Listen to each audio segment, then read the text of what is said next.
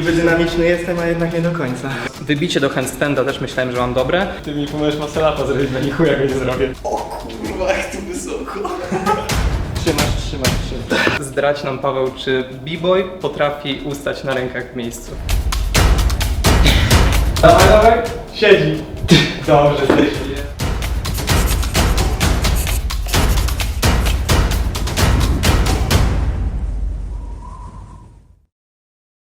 Kalistenika to sport prężnie zyskujący na popularności. Nowych adeptów oprócz efektownych akrobacji przyciąga ogólnodostępność i możliwość budowy sylwetki bez wykorzystania znacznej ilości sprzętu. Zapożycza on elementy z wielu dziedzin i w tym momencie obejmuje szeroką gamę skrajnie odmiennych odnóg.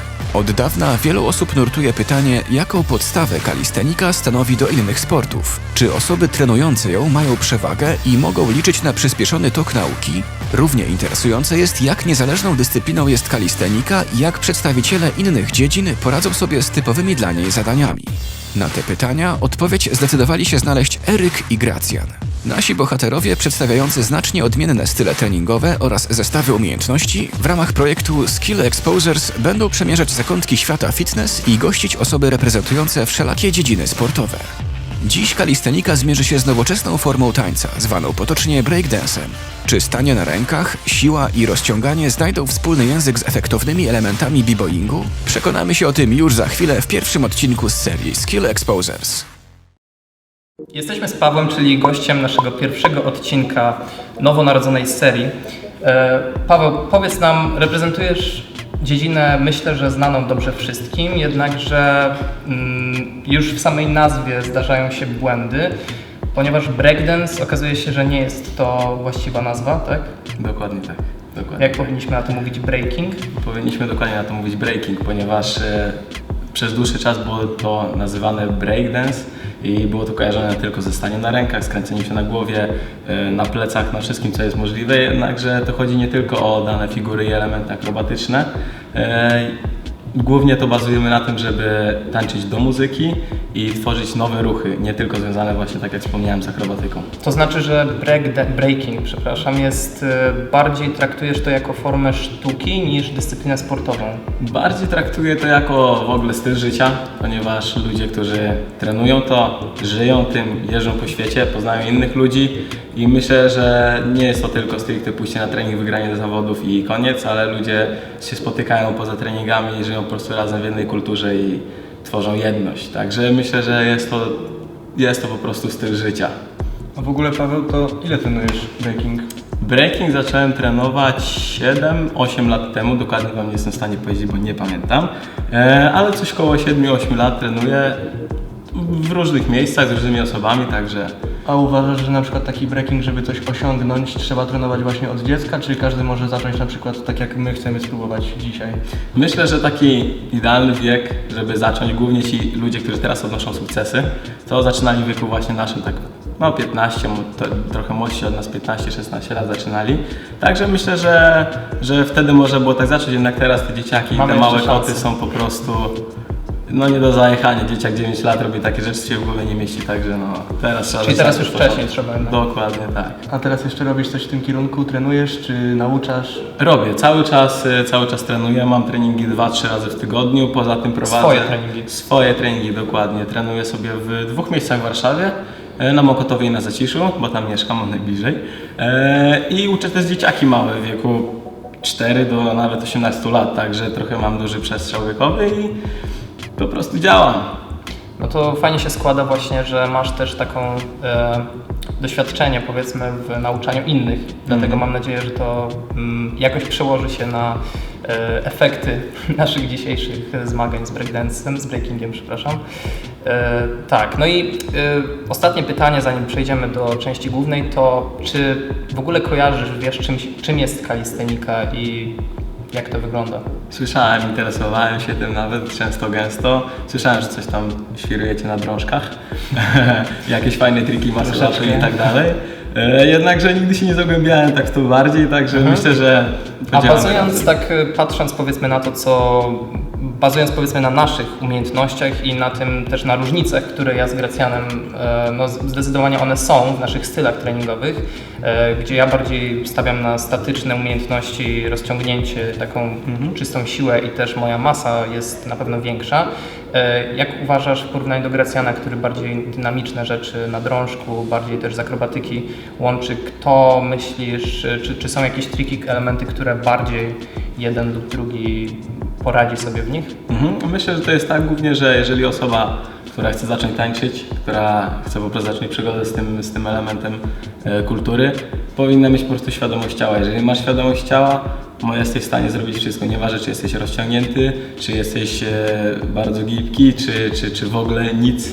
Myślę, że jak po prostu wiesz, co chcesz zrobić, gdzie daną nogę położyć, gdzie daną rękę podsunąć, jesteś w stanie wszystko zrobić. Także nie ma stricte takich wyznaczonych reguł, jakie musisz być, żeby zacząć tańczyć, ale po prostu trzeba myśleć o tym i mieć tą świadomość ciała, tak jak już wspomniałem. No dobra, no to myślę, że czas, żeby Przejść Paweł do części przetestował głównej. nas. Dokładnie. I no, musimy zobaczyć, co Paweł nas przygotował dzisiaj. Jedziemy.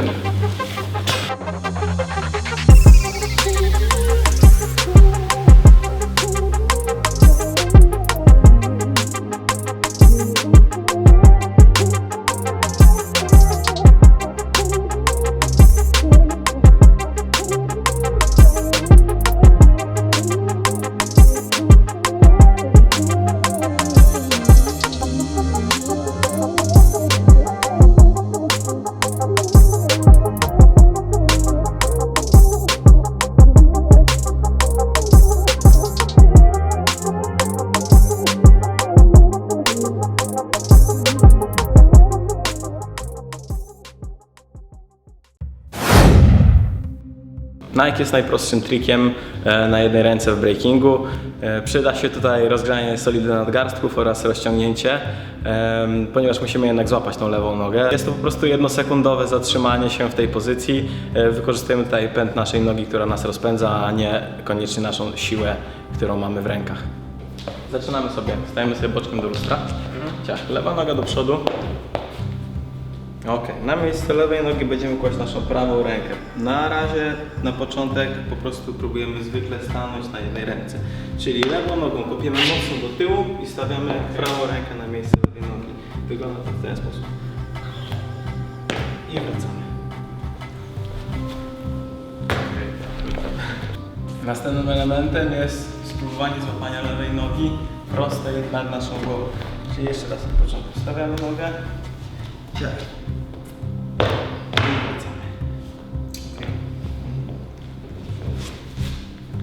Ok. Jeszcze jeden tip. Coś muszę jakoś się skręcić bardziej tu. Dokładnie tak. Lekko rotujemy nasze tułowie, spróbujemy się spojrzeć na tą naszą nogę. Czyli noga, ciach. Spoglądamy się na. Okej, czyli jeśli spoglądam. Po prostu patrzymy, gdzie musimy złapać. Ekstra, dokładnie. Łapiemy nogę prostą, a drugą staramy się trzymać ugiętą. Okay. Czyli lewa noga.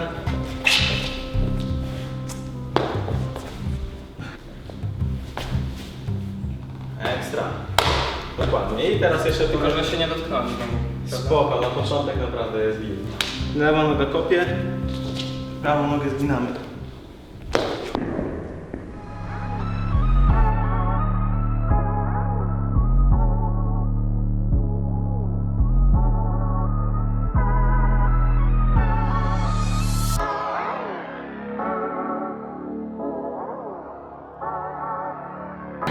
Kurde, nie mogę nic. Koziołkuję, jestem nierozciągnięty ciebie, nie? Nie wiem.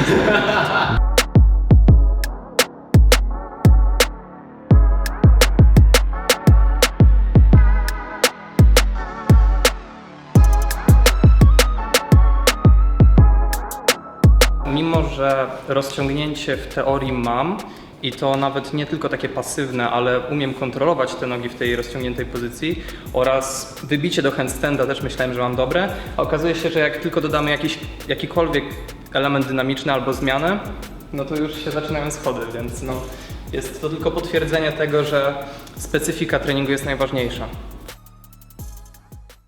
Co nazywacie? Son Goku. Elbow lever, no. Elbow lever. Okej, jedziemy z drugim trikiem, który nauczy się Gracjan. Będzie to turtle. Podstawą jest, tak jak my to mówimy, stanie na skorpionie, a Gracja nazywa to elbow lever. Na razie dwie rączki i robimy wasz elbow lever. Stajemy, głowa w górze, nogi w górze. A i w plecach robię trochę garba i zdjęcie w kolana. Okej. Stopy w górę, żeby po prostu stać. Ekstra. Okej, następny elemencik. Robimy to samo, tylko że jedną rękę wyciągamy i stawiamy z boku. Czyli robimy to samo, tylko że ciach na jednej ręce. W ten sposób. Dobra.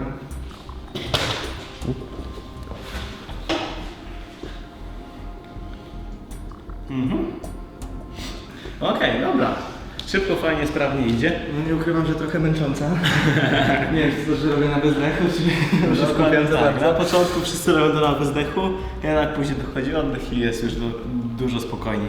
Dobra, myślę, że możemy zacząć. Nogi w górę będziemy brać i będziemy po prostu się przenosić z jednej ręki na drugą. Czyli łączymy te ostatnie dwa elementy, tak? Tak jest. O kurde.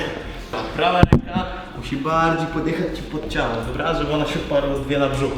A, czyli bardziej nie na biodrach, tylko tutaj do środka. Dokładnie tak, dokładnie, na brzuchu. Dobra.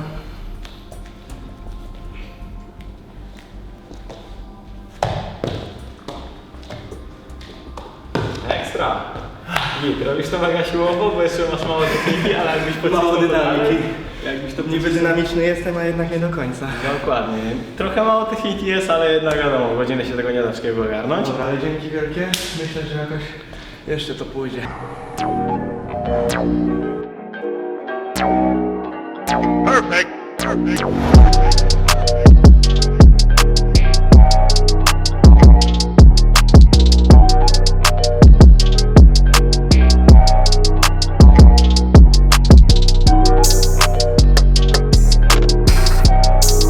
Masz spodenki UFC, no to nie może się nie udać, no. Dawaj.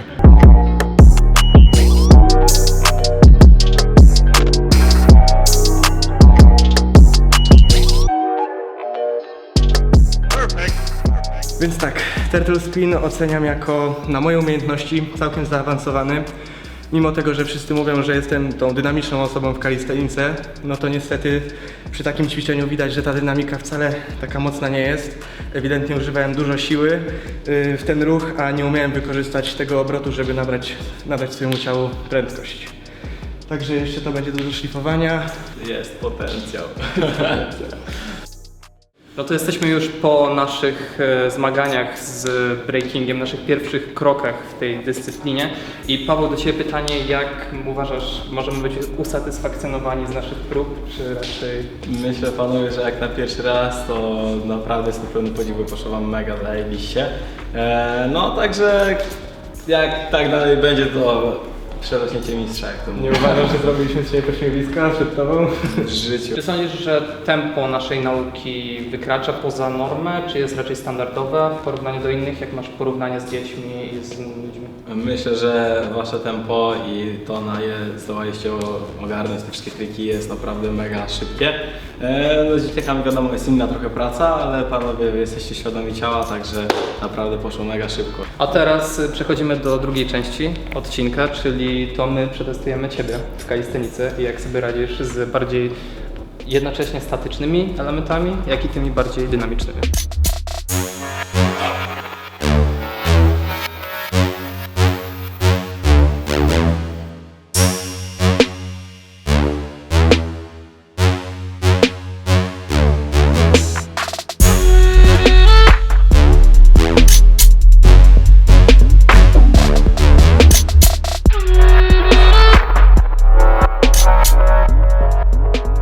Dobrze, no to przechodzimy do naszego świata, świata kalisteniki.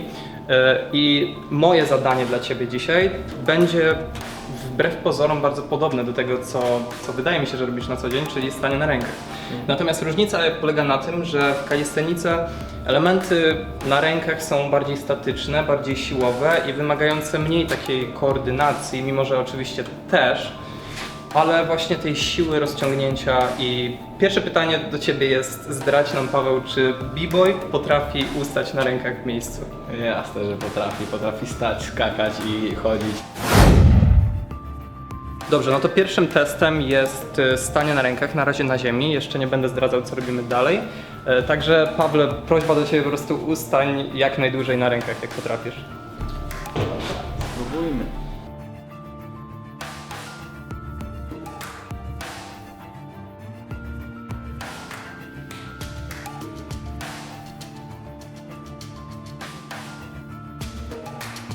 No nie ukrywam, że jestem pozytywnie zaskoczony. Myślałem, że dużo mniej stabilne będą te próby, a w zasadzie już za pierwszym razem Paweł ustał zdecydowanie ponad 15 sekund. Pytanie do Ciebie, czy wiesz, czym jest press to handstand?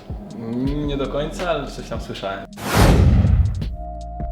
W kalistenice jest to wejście do stania na rękach, do pozycji stania na rękach w wolny, kontrolowany sposób, używając głównie naszej siły oraz, jak się potem przekonamy, rozciągnięcia. Pierwszym takim najłatwiejszym sposobem do wejścia w handstanda jest tak zwany frog stand to handstand. Możliwe, że z tą pozycją początkową jesteś zaznajomiony w breakingu, natomiast no, zobaczymy, jak to wygląda w praktyce.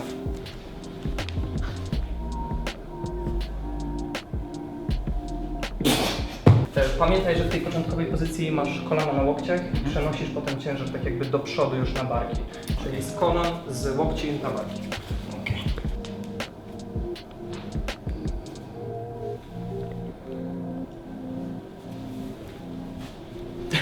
Z pierwszym presem Paweł poradził sobie naprawdę dobrze i już za drugą próbą w zasadzie zrobił to prawie perfekcyjnie. Także przechodzimy do drugiej, trudniejszej wariacji.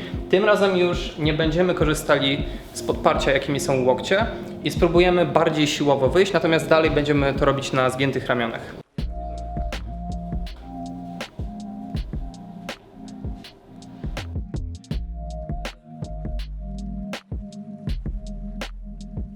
Jedyna uwaga metodyczna, jaką tutaj mogę dać Pawłowi, to jest, żeby spróbował mniej korzystać z tego wybicia się na początku, z tego pędu nóg. To jest bardzo często używane w breakdance'ie, także jest to pewnie naturalna rzecz, ale żeby spróbować jeszcze bardziej siłowo i od samego początku, żeby to z rąk, z ramion, tak jakby ta siła szła.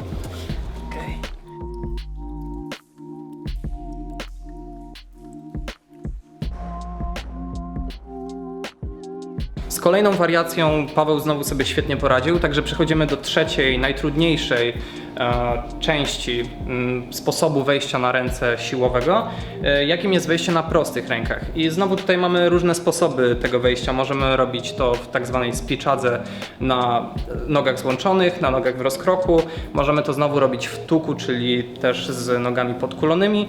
Ja pokażę parę wersji i Paweł, jeżeli przynajmniej jedną z nich da radę zrobić, to jest to naprawdę fantastyczny wynik, jak na osobę, która nigdy wcześniej nie miała do czynienia z siłą prostych ramion, która jest dosyć specyficzna i wymaga specyficznego podejścia i treningu.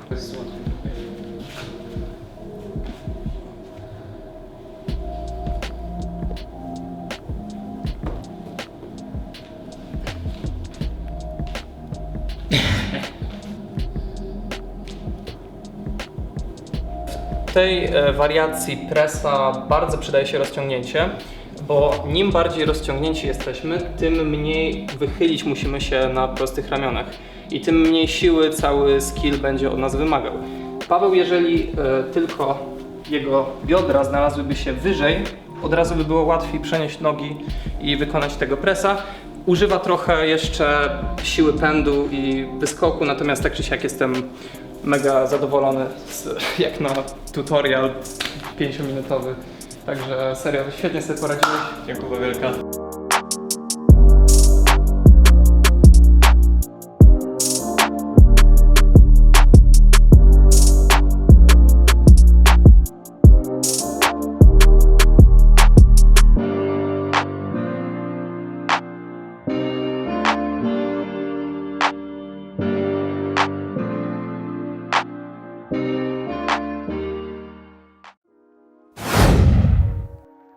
Czy kiedyś miałeś styczność z flagą?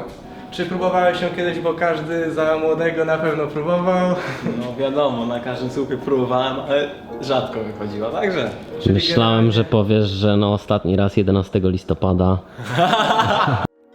Dobra, no to jeżeli chodzi o flagę, bardzo dużo osób myśli, że po prostu ma za słabe mięśnie brzucha i nie jest w stanie wykonać flagi, a tak naprawdę bardzo duży ciężar przechodzi na barki i głównie to chodzi o barki i sam najszerszy grzbietu, żeby wykonać to ćwiczenie. Teraz pokażę Pawłowi troszeczkę prostszą wersję flagi, czyli na szerokich nogach. Jest ona zupełnie inny jest środek masy ciała, więc o wiele łatwiej się kontroluje to.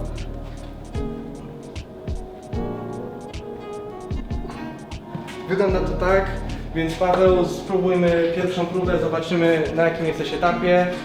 Szerokie nogi, tak? Tak, na szerokich nogach. Siła statyczna jakaś jest w rdzeniu, był w stanie chwileczkę przytrzymać. Zaraz spróbujemy z moją lekką pomocą rąk zejść z góry na dół do pozycji flagi 90 stopni. Jest to o wiele prostsza wersja, jeżeli ciałem zejdzie się z góry do poziomu niż z dołu do poziomu. Najpierw z pozycji flagi, jak zaczynasz od dołu, musisz, pamiętasz jak uczyłeś znaczy Eryka uczyłeś Nike Freeza, żeby użył dynamiki z nogi, prawda? Dlatego w tym momencie musisz zrobić dokładnie to samo, żeby wejść, że tak powiem, aż do świecy z machnięcia nogi. W ten sposób. I z tego...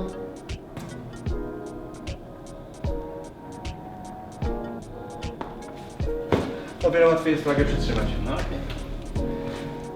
Na razie spróbuj sam, później ewentualnie z moją pomocą.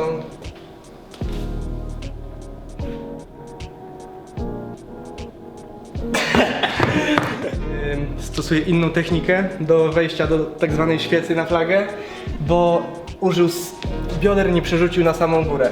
Był w pozycji takiej, a musi być w takiej.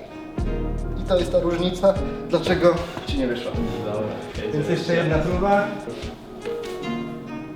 Okej, pomóż sobie, dobrze, dobrze.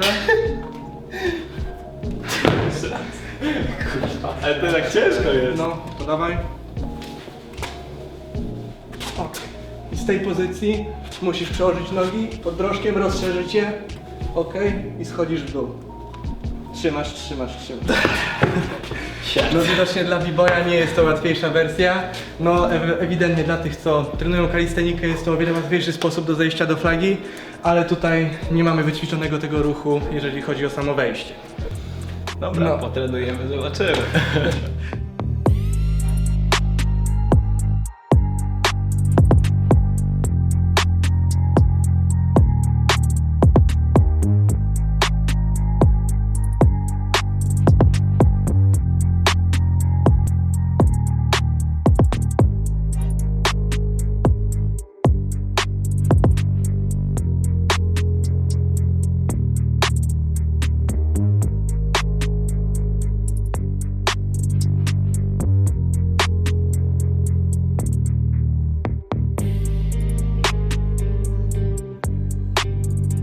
Zanim zakończymy, to takim stałym elementem każdego odcinka, który chcieliśmy wprowadzić, jest przetestowanie naszego gościa w maksymalnej ilości podciągnięć oraz pompek. Jestem bardzo ciekawy, jak Paweł sobie da radę z tymi dwoma ćwiczeniami bardzo klasycznymi i wszystkim znanymi. Także przejdźmy po prostu do testu i zobaczymy, jak to wygląda.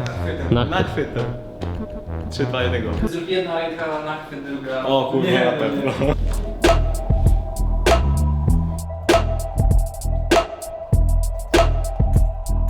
Dawaj do 10. Ile jest? 9. Dawaj, dawaj. Siedzi. Dobrze, Jest. nice. Ja myślałem, że 10 siadów. Dupę To spiąłem. jest to miejsce. To jest aura To jest tego tak miejsca. sobie. Skitu. Wiesz co, może tutaj przy skrzyniach. Przyskrzyniły cię.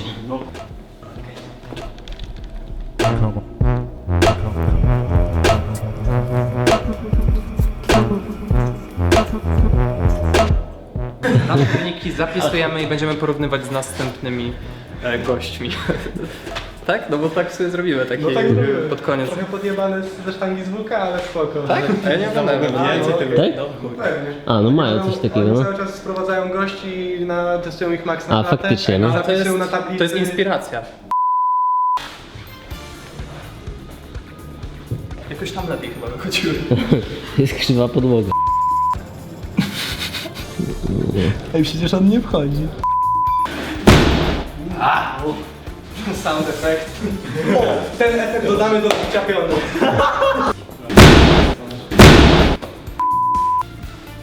Okej, moją rękę potrzebujesz teraz. Kapnij, nie bój się. To nie chciałem cię zranić. Okej. Nie, spoko.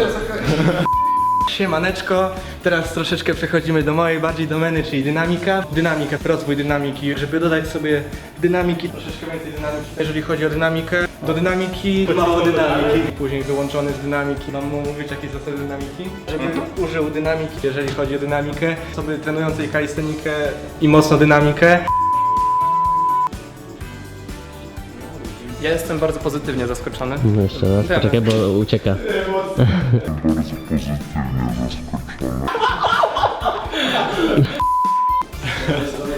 Dobra, wcale. Że co? Nasze wyniki zapisujemy i będzie... A masz coś może na ręce, bo tak kurde wysoko, ślisko. Ale rzeczywiście, że mam. 90% trenujących kalistenikę zapewne wie, co to jest. To jest tak zwany biały proszek. Okej. Dobra. Okej. Dobra. Dobra.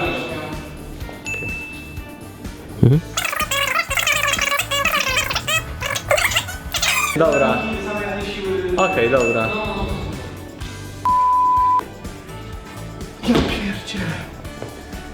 O, widać lata treningów. Jesteśmy już po drugiej części i tym samym kończymy nasz pierwszy inauguracyjny odcinek tej serii. Mamy nadzieję, że się podobało. Przede wszystkim dziękujemy Ci, Paweł, że zgodziłeś się wystąpić w tym naszym debiucie. No także dzięki wielkie i wpadajcie na nasz kanał, subskrybujcie. Oraz dawajcie z pewnością sugestie na następne sporty, dziedziny, które możemy odwiedzić, przetestować nasze umiejętności kalisteniczne, jak przekładają się na ich dyscypliny oraz vice versa. To by było na tyle, dziękujemy i do zobaczenia.